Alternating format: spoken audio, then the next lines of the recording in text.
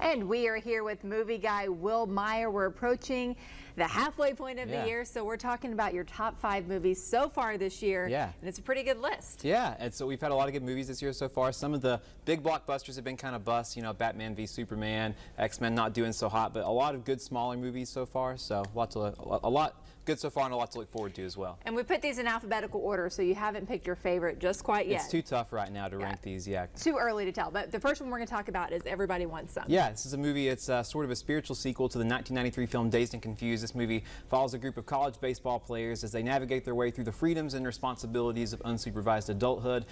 This movie, like Dazed and Confused or like Boyhood, this movie is more interested in creating an experience than it is in telling a story. So it's light on plot. You're essentially just hanging out with these guys for 2 hours, but it's so much fun. It's the most fun I've had watching a movie all year. It's Linklater's own experience playing college baseball in Texas in the 80s, but it's going to be universal to anybody who's made the transition from teenager to adult. It perfectly captures that mindset. It's nostalgic, heartfelt, as I said, the most fun movie I've seen all year. So this one's coming out on DVD, I think, next month, so be sure to check it out. Oh, so we don't even have to go see it in theaters. No, yeah. Yeah. All right, what's your next pick? The next one is going to be The Lobster. This is a movie that is in theaters now. I think it's at Pinnacle and at Downtown West. This is a movie set in a world where single adults are given 45 days to find a mate. If they fail to do so, they're turned into an animal of their choice. So it's just as bizarre and surreal as you would think from hearing that plot description, but it's also a lot of fun too. This movie is laugh out loud funny because it's played completely straight. So there's a lot of deadpan comedy here that's startlingly funny. It's also touching and romantic, dark and tragic at the same time.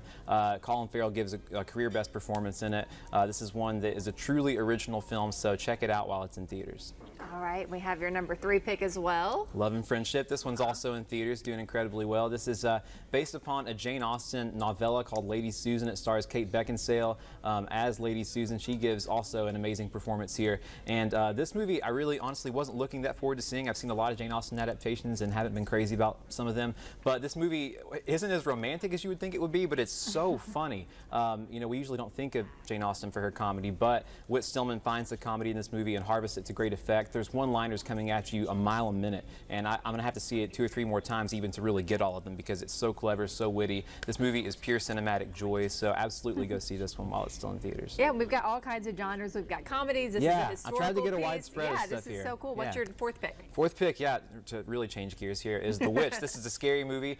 This movie isn't scary in the way that, let's say, you know, The Conjuring 2 is scary, which is a lot of jump scares that leave you quickly. This movie is going to stay with you a long time after it's over because it's pretty disturbing and also thought-provoking. It's a movie set in 1520s New England, follows a Puritan family as they're driven to the woods where a witch haunts them and causes them to tear each other apart. This is a brilliant and terrifying tale of paranoia, delusion, and possession. It's a movie that has more questions than answers, so it's going to be a little frustrating if you need everything laid out for you, but as I said, it's truly scary, a lot to think about afterwards. Not only one of the best scary movies I've seen in a long time, one of the best movies, period.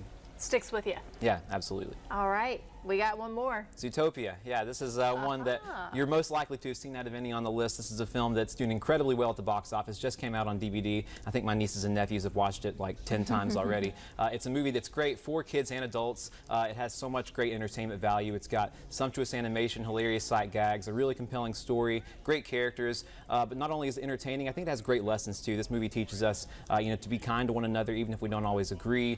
It really tackles political incorrectness, tolerance, a lot of complex issues here, and it does it really well. It's a movie, as I said, entertaining, might also teach you something too, so this is one I would definitely recommend. It'll be interesting to see which one does better at the box office with Finding Dory out. I think Finding Dory, even though this did really well, Finding Dory is going to kill it. I think that may be the biggest movie well, of the for year, people in our generation, we want to go see it because we saw the original Finding Nemo. And then the new kids who've, you know, grown up on it now too are going to watch it as well. Yeah, so. We'll have much more on that next week. Yeah. Will Meyer, thank you so much.